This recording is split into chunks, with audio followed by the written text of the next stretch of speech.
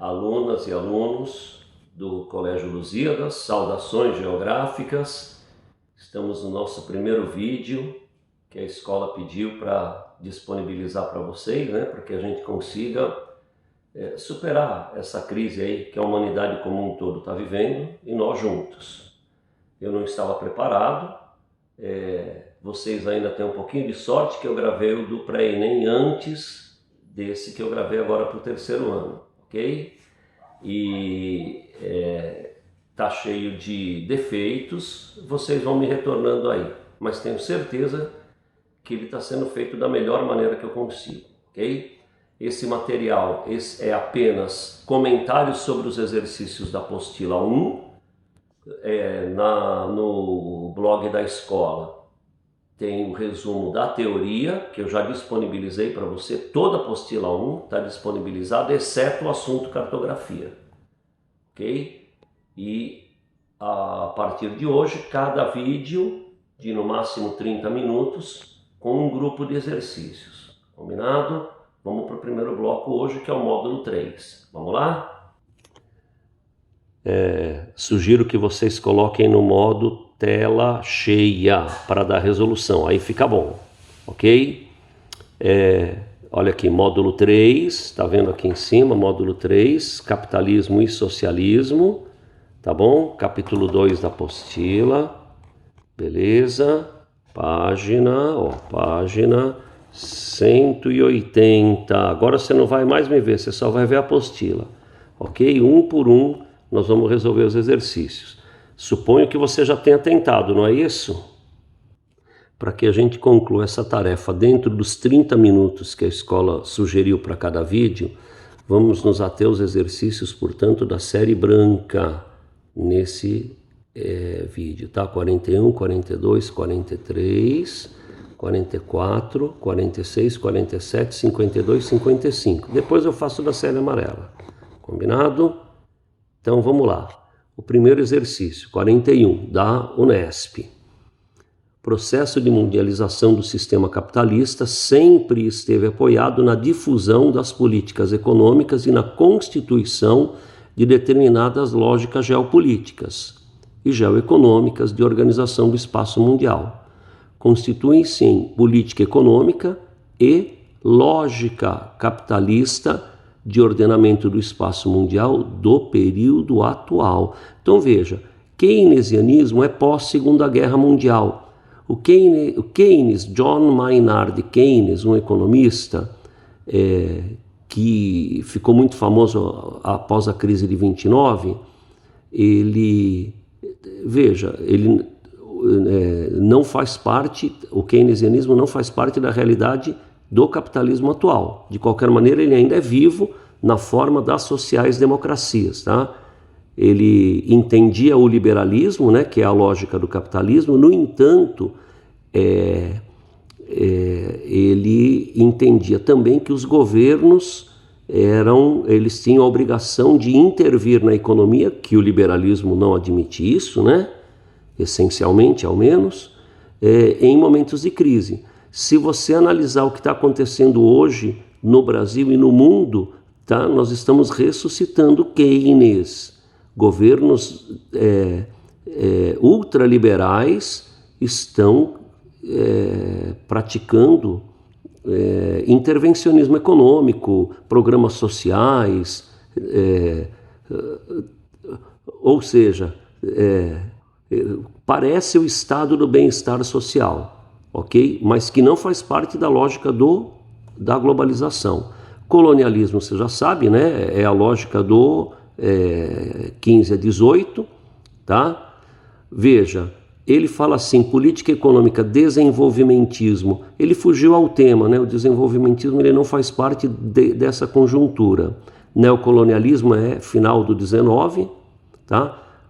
Então vamos lá. Liberalismo e neoliberalismo são duas palavras cheias de identidades. Na verdade, as diferenças entre elas decorrem apenas que você usa liberalismo para o final do 19 e neoliberalismo para agora, esse período que vem aí das duas últimas décadas do século XX até os dias atuais.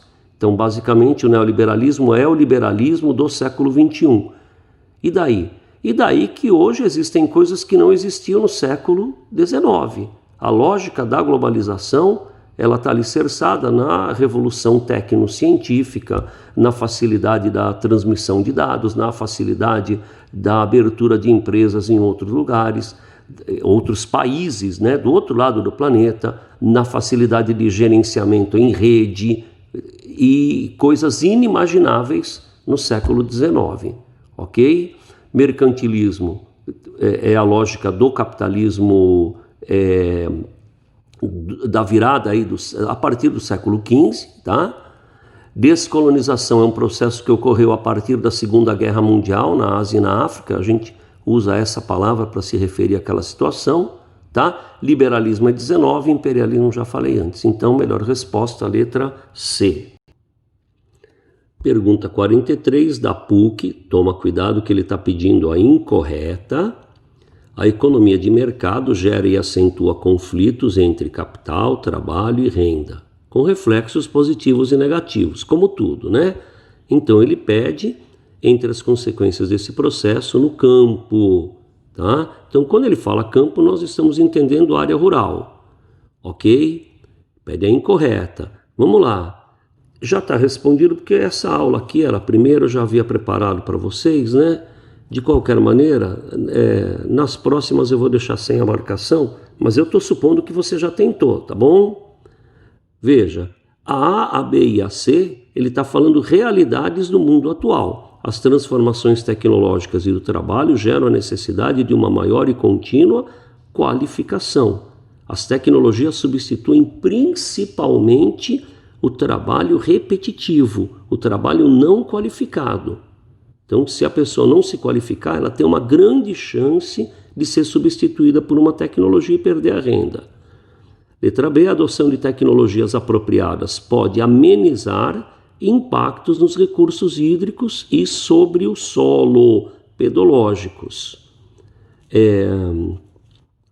E visar a sustentabilidade da terra. Sustentabilidade significa utilizar, permitindo sua regeneração e perpetuação pelo máximo de tempo possível. Evidentemente que é uma realidade atual. Nos tempos antigos, a população da terra era pequena, os espaços eram desocupados, não era necessário, não fazia parte daquela realidade a questão ambiental. Tá? Então, quando o índio fazia queimada lá, antes da chegada dos portugueses aqui, não havia problema naquela época. A natureza regenerava. Hoje não. Hoje o sistema do planeta Terra está submetido a uma intensa exploração. Não há espaços sobrando hoje. Então é necessário que nós criemos estratégias eficientes que permitam ao planeta sobreviver. Ele é a nossa fonte de vida. Letra C, o uso excessivo de água para irrigação compromete sua disponibilidade para necessidades futuras e a correlação adequada entre agricultura e meio ambiente. A agricultura é o maior consumidor de água. As formas tradicionais de irrigação por aspersão, elas chegam a perder por evaporação quase 3/4 da água que é retirada dos rios e dos lençóis freáticos. Técnicas mais modernas, voltando à letra B, permitem que a gente diminua essa perda. Não precisa usar aspersão, existem métodos de gotejamento muito mais eficientes.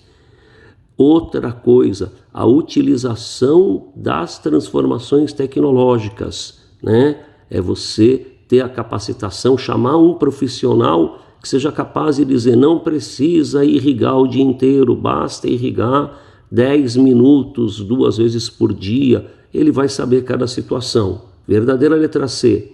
Letra D é a errada. A necessidade de alimentar a população mundial assegura, garante abundância e qualidade na produção e reservas de alimentos. Veja, na lógica do capitalismo, que nós vimos lá em cima, né, não está incluído atender necessidades. A lógica do capitalismo é a produção da riqueza, a acumulação da riqueza, ok?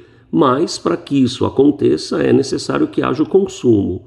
De qualquer maneira, ele é desigual, nossa sociedade ela vive de desequilíbrios e hoje, vejam só o paradoxo, nós temos alimentos para todo mundo, não deveria haver fome, né? O problema é que essa comida não chega, ou as pessoas são muito pobres, tá? E de qualquer maneira há uma contradição em si dentro dessa afirmativa, ela está errada. A pergunta 43, ela vai reeditar a 41 lá em cima, tá? Nos primeiros anos da década de 30, tá? Final da crise de 29, o mundo assistiu a uma grave crise econômica, atingiu uma boa parte do mundo capitalista. Para combatê-lo, o governo dos Estados Unidos da América adotou um conjunto de medidas que ficou conhecido como New Deal.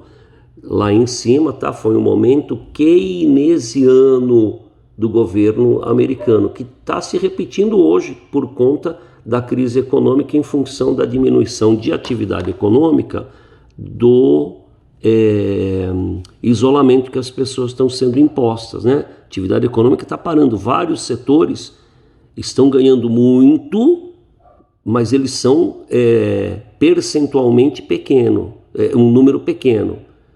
A maioria absoluta dos setores econômicos está perdendo, um pequeno número de setores está ganhando muito, tá? Isso é uma característica de situações de crise, tá? Então, o que o governo faz? E nesse momento ele vai tentar regular a economia, que é algo que o liberalismo, em princípio, não admitiria, ok? Então, olha só, ele diminuiu a intervenção do Estado na economia. Estados Unidos, a intervenção do Estado na economia, historicamente, é pequena. Ao contrário, ele aumentou a intervenção. De que maneira? Vamos dar um exemplo aqui, que você está assistindo na televisão hoje, tá? Vem um agente do governo e fala, olha, você não vai precisar pagar os impostos que deveria estar pagando esse mês. Olha, você vai a um ponto lá do Estado, do representante do governo, um banco, que nós vamos te dar dinheiro, tá? O governo vai inventar alguma coisa para ser feita apenas para gerar riqueza. Às vezes coisas desnecessárias, tá? Mas ele está usando a criatividade dele para tentar evitar que a economia entre em colapso no momento de crise, tá? Que é o princípio do keynesianismo. O governo intervém mesmo no Estado liberal, evitando a crise, tá?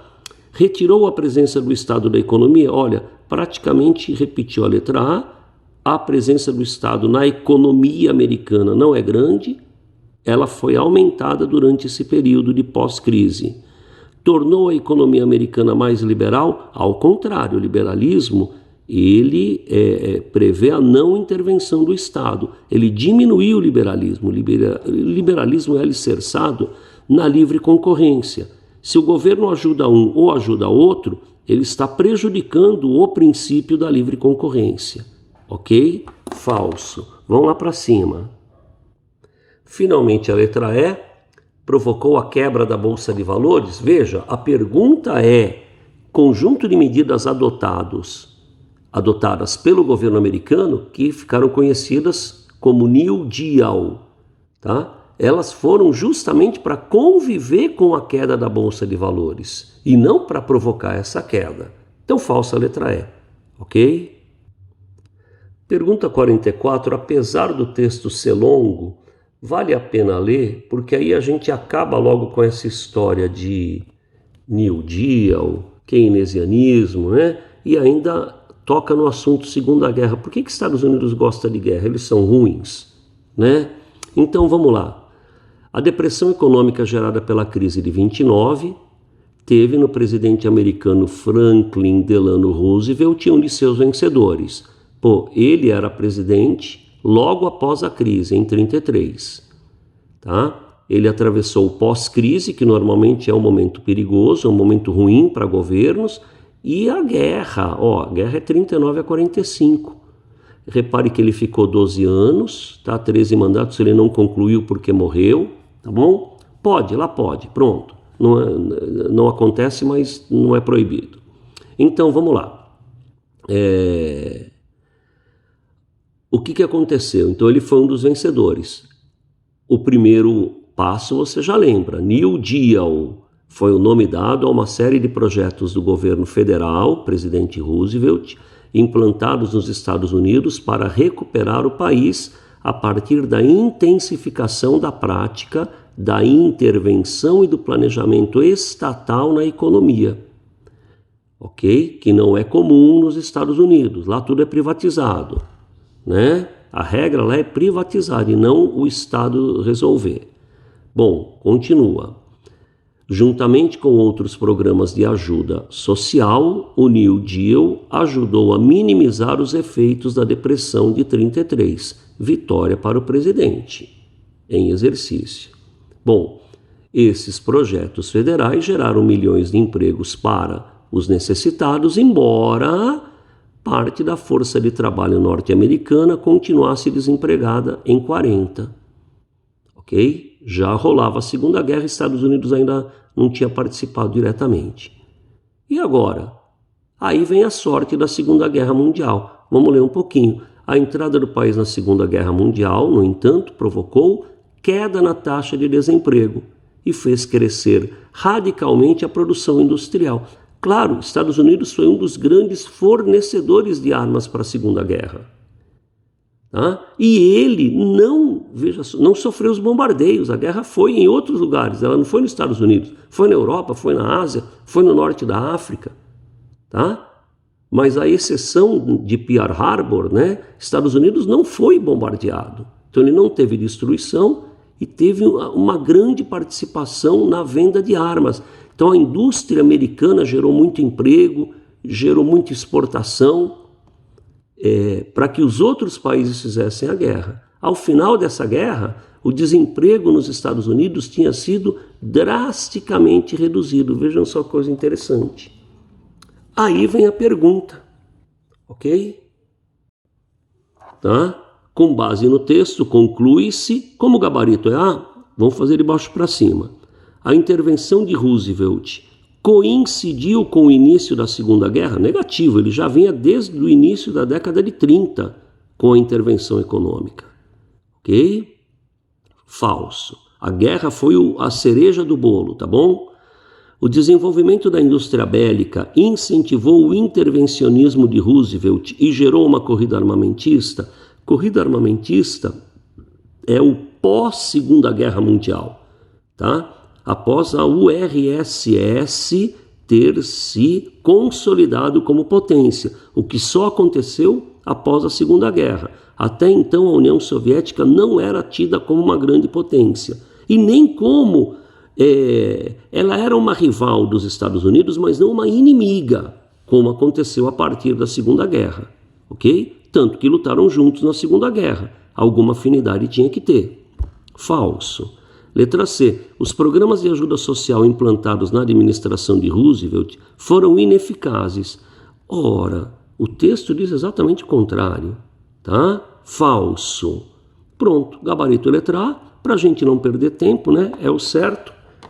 Se você tiver dúvida, você entra em contato comigo lá pelos canais que a escola te disponibiliza. Virou a página, ok? Nós vamos pular a questão 45, tá? Beleza? Vamos direto para 46. Estamos fazendo a série branca apenas. Pergunta 46. Está agora falando da crise de 2008. A crise de olha só, o capitalismo é um sistema econômico vencedor. Ele é bom, ele é ruim? Não cabe a mim, não cabe a você bater o martelo sobre isso. Mas ele é o vencedor, tá? O que não quer dizer que ele seja perfeito, o que não quer dizer que ele não tenha contradições dentro dele próprio, tá? Então, as primeiras questões foram sobre a crise de 29 e nós até lembramos algumas coisas que têm acontecido hoje e que lembram a crise de 29, tá? Os governos agindo de forma parecida. Agora nós vamos para 2008, tá? Outra crise. Essa crise de 2008 também nasceu nos Estados Unidos, igualzinho à de 29. Não é que a crise é igual, nasceu no mesmo lugar. E como os Estados Unidos é uma economia muito forte, é um mercado consumidor muito poderoso, é evidente que ele interfere em outras economias. Lembra de 29? Os americanos sem dinheiro lá pararam de comprar café. A indústria parada parou de comprar café. Pô, os brasileiros eram exportadores de café. É evidente que esses exportadores de café vão perder dinheiro também.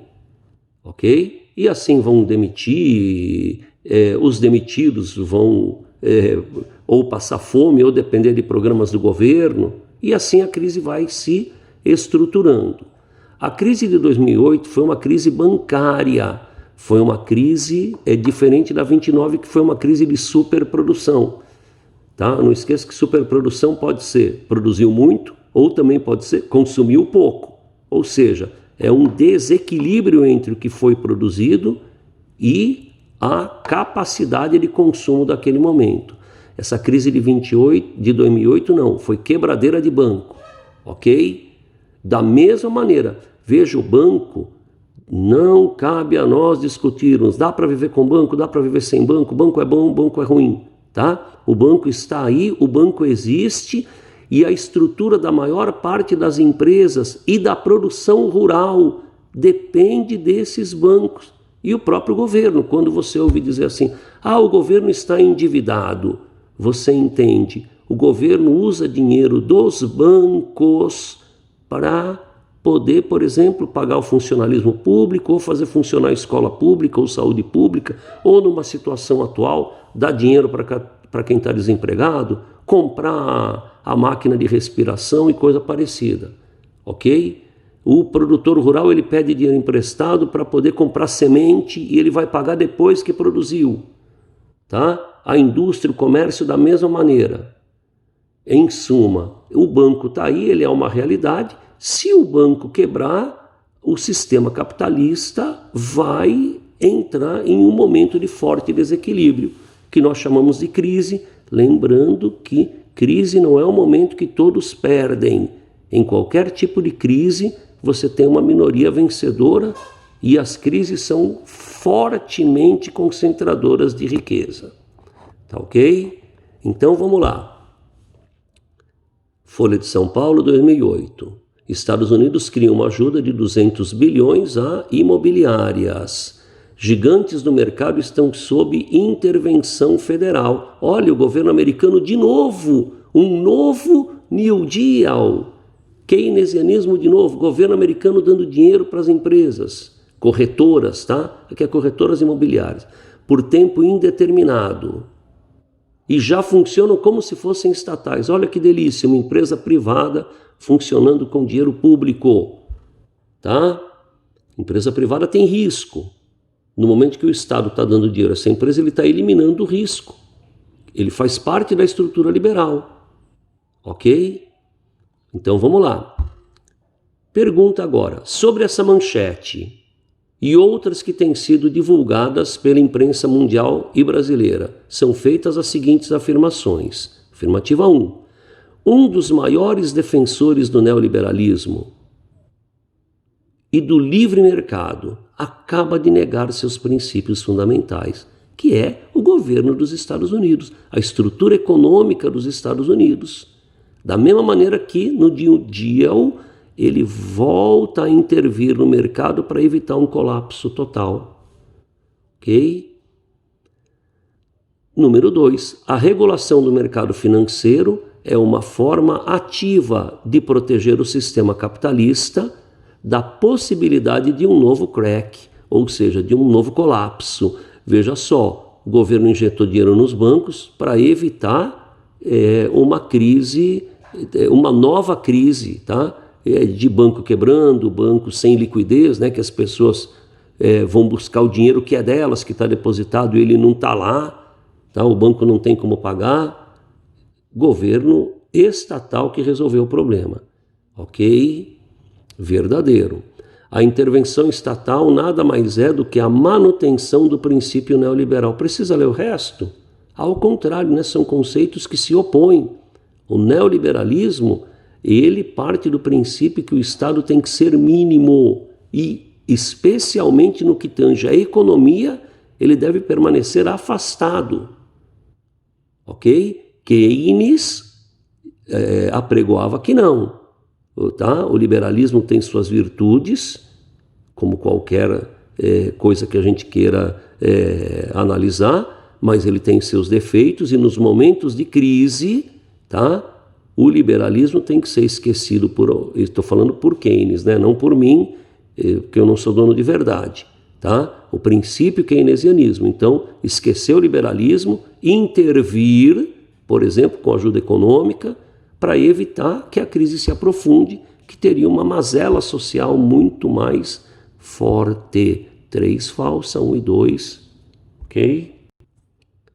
Questão 47, o examinador pede que você compare keynesianismo e neoliberalismo, ok? São 5 itens, você vai colocando verdadeiro ou falso, ok? Vamos lá. O keynesianismo defende a ampla intervenção do Estado na economia, enquanto o neoliberalismo aceita uma intervenção mínima do Estado na economia. Olha só, essa frase aqui ela tem uma pequena ambiguidade, né? Ele não defende, ele defende em situação de crise, não todo o dia, tá? Mas sim, ele defende a intervenção. Não está errado isso não, tá? Tá correta a afirmativa 1, tá? Vamos para cima. Então, subiu? A afirmativa 2, o item 2, o keynesianismo é favorável ao aumento de gastos públicos, enquanto o neoliberalismo estimula o estado do bem-estar social. Aqui eu não tenho dúvida. Quando você fala em aumento de gastos públicos, você está defendendo o estado do bem-estar social. O que é o gasto público? O gasto do governo, tá? Em tese, o gasto público tem que ser para o bem comum. Se o governo gasta mais, ele está gastando não para mim, não para você, não para uma ou outra pessoa. Ele tem que gastar para o bem comum, ok? Veja, é muito complicado em uma única frase, né? O examinador, quando ele vai escrever, ele tem uma encrenca. Em uma frase ele tem que definir um sistema, né? Lá embaixo ele falou, o keynesianismo defende. Não é que ele defende, em uma situação ele entende que isso é importante. Então a gente considera o que o examinador quis dizer, tá bom? Porque senão não vai achar gabarito e vai ter que anular todas as questões. Essa parte da matéria é muito subjetiva. O keynesianismo é favorável sim em momento de crise. Esse gasto público ele vai retornar um dia. Se a crise acabar, as pessoas voltam a trabalhar, as pessoas voltam a pagar impostos, né? Veja uma situação de crise, as pessoas pagam menos impostos porque estão desempregadas e ainda precisam de dinheiro público para comer. Ok? Então a história de favorável aumento de gastos é uma situação temporária. A ideia do keynesianismo eu vou gastar agora para recuperar com vantagem no futuro. Mas de qualquer maneira, o neoliberalismo apregou o contrário. Deixa correr que em algum momento as coisas vão se reequilibrar e o Estado não vai estar endividado. Ok? O neoliberalismo é o oposto do estado do bem-estar social. Para o neoliberalismo tem bem-estar sim. Esse bem-estar é gerado pelo crescimento econômico e pelo aparecimento de empregos, oportunidades, diminuição de preço, melhoria de qualidade, avanços tecnológicos. É o pensamento liberal. Ok? Então está errado a número 2. Número 3. O keynesianismo propõe a geração de emprego por intermédio da receita pública, enquanto o neoliberalismo defende a abertura econômica dos países. Também, ok? Ele está propondo diferenças entre as duas formas de pensar. Número 4. O keynesianismo critica o pensamento econômico clássico, do liberalismo clássico, né? E o neoliberalismo busca aplicar os princípios do liberalismo clássico. Ele comeu a palavra liberalismo aqui, mas dá para entender que está se referindo ao liberalismo, tá? Lembrando que o neoliberalismo ele está numa conjuntura de vida diferente do século XIX, daí as diferenças. Tá bom.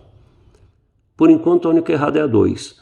O keynesianismo critica a privatização de estatais, enquanto o liberalismo critica o princípio da mão invisível, é a lei da oferta e da procura, é o mercado, ele regula as coisas, tá? Ao contrário, a mão invisível do mercado é um dos princípios que o liberalismo econômico entende como mecanismo que, como regra, levaria à geração de riqueza. Falsa número 5, 1, 3 e 4 verdadeiras.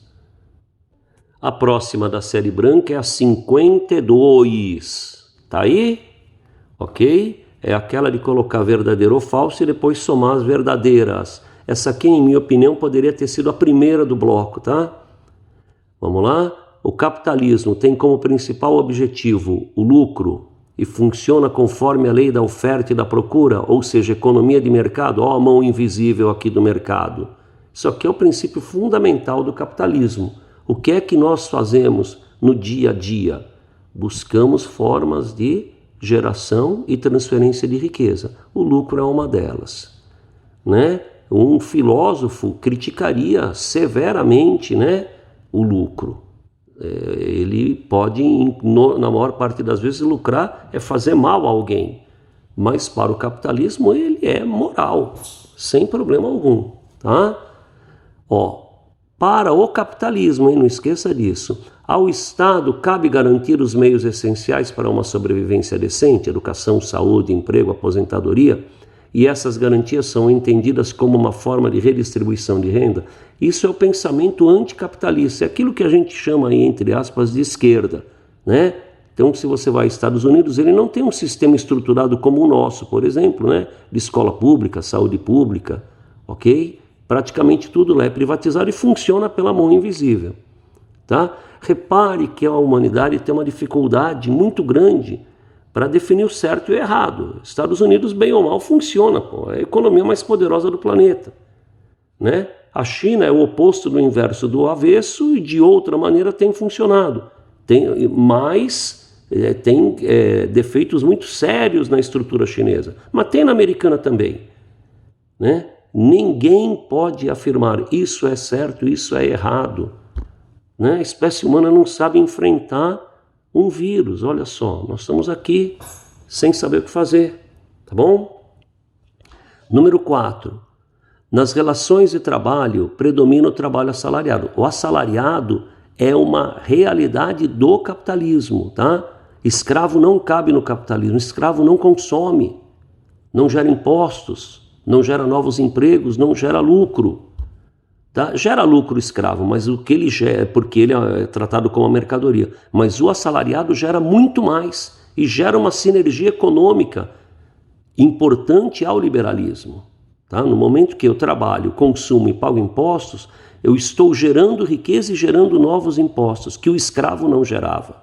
Para o liberalismo é importante essa sinergia. O trabalhador vende seu trabalho para os donos dos meios de produção. Meio de produção é empresa.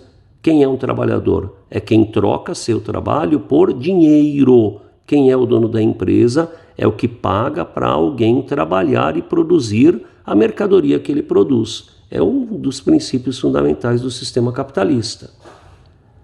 Tá? O capitalismo tem no dinheiro e seus similares, né, outras coisas, seu principal meio de troca e baseia-se na propriedade privada dos meios de produção. Propriedade privada das empresas. Empresa privada, meios de produção, empresas, tá? Empresas privadas são a essência do capitalismo, ok? Propriedade privada, uma pessoa é dona de um pedaço de superfície, essência do capitalismo, né? O dinheiro como meio de troca, tá? Só para você ter uma ideia, para um liberal, isso é um sinônimo de civilização, tá? Antigamente as trocas, se você analisar, em muitas situações eram feitas por meio de invasão. Eu invado seu país, eu roubo suas coisas. O liberalismo, ele trouxe, tem seus defeitos, suas virtudes, né? E os liberais dizem, uma das virtudes é a civilização. Eu vendo, eu compro eu decido se eu quero, se eu não quero, eu negocio o preço, ok? Verdadeiro. O capitalismo tem a necessidade da existência de um Estado controlado pelo proletariado. Isso é o socialismo, né? Tá? Proletariado basicamente é o assalariado, tá? A população pobre. Pronto. É quem troca seu trabalho por dinheiro, tá? O Estado ser controlado pelo proletariado e o Estado ser dono das empresas, ok? Então isso, de novo, era o valor socialista, é o anticapitalismo, tá? Os países que se apresentavam como socialistas na época da Guerra Fria tentaram implantar esse modelo lá, que por uma série de fatores internos acabou não funcionando. Não porque um é melhor ou o outro é pior, ok? Então, vamos lá. Verdadeiro 1 mais 2, desculpe, 1 mais 4 mais 8, 13, tá? A próxima é a 55, vamos lá. A 55, ela é o tipo de questão que o examinador, para ele ficou boa, mas depois uma outra pessoa encontra outras maneiras aí de interpretar. Isso não é incompetência, acontece. É um problema de comunicação ou de revisão. De qualquer maneira, como nós já estouramos muito os 30 minutos e ele pede a errada, ou seja, só tem uma errada, as outras estão certas. Você vira a página, ok? E eu explico o que é que está errado. Ó, a questão. Primeiro erro, né? A atual crise econômica, qual é a atual? É a de hoje? Tá? Ele poderia ter colocado 2008, né? Mas de qualquer maneira, esse exercício aqui era a crise de 2008. É um tema recorrente em vários setores da mídia e do empresariado brasileiro. Aí ele pede sobre a história das crises da economia global dos últimos 100 anos, ok? Assinale a incorreta. Vira a página aí. Como a resposta é a letra D, errada sobre crises dos últimos 100 anos. A maior crise financeira da história ocorreu em 73, 74, crise do petróleo. Verdade, 73, 74 é o início da crise do petróleo, ela vai até o final dos anos 70. Depois, meados da década de 80, ela começa a amenizar. Agora, ela é a maior crise financeira da história? Há controvérsias. De qualquer maneira, olha o erro aqui. Estados Unidos tiveram de comprar petróleo a preços altos. Claro, ele é importador de petróleo, né? Quem compra não é Estados Unidos, não esqueça disso, tá? São as refinarias americanas. É que o comércio externo é intermediado pelo governo. O Brasil exporta soja. Exporta nada, quem exporta é o exportador. Acontece que a exportação e a importação são intermediadas pelo governo, tá bom? Quando é comércio externo. Então o que acontece? Ele falou assim, blá blá blá, alteraram os acordos de Bretton Woods. Bretton Woods foi uma das conferências que acabou gerando a ONU, tá? No finalzinho da Segunda Guerra Mundial. Na conferência de Bretton Woods, entre outras coisas, foi criado o Banco Mundial, o FMI, tá? E devagarinho o padrão dólar foi substituindo o padrão ouro, tá? Na definição da riqueza das nações. Mas isso vale até hoje. Não foi a crise do petróleo, tá, que modificou alguma coisa. A economia mundial continua fortemente dolarizada, há outras moedas fortes, o ouro continua uma referência, ok? Então essa crise não alterou o poderio da moeda. Falsa letra D. Espero que eu tenha sido útil. Próximo vídeo a gente faz a outra série. Bom estudo!